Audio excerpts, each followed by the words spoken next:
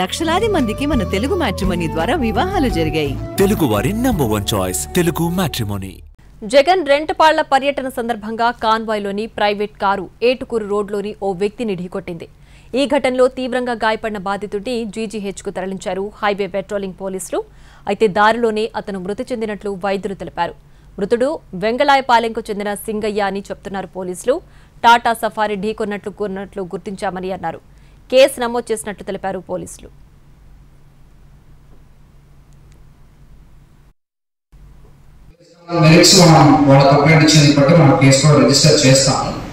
దీంట్లో ఏంటంటే మనకి పర్మిషన్ ఇచ్చిన వరకు కాన్వాయ్ ప్లస్ 3 వెహికల్స్ చెప్పి పర్మిషన్ ఇవ్వడం జరిగింది.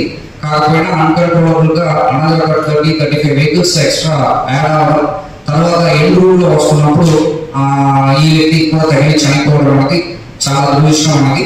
దీనిపైన మన కఠిన చర్యలు తీసుకున్నాం.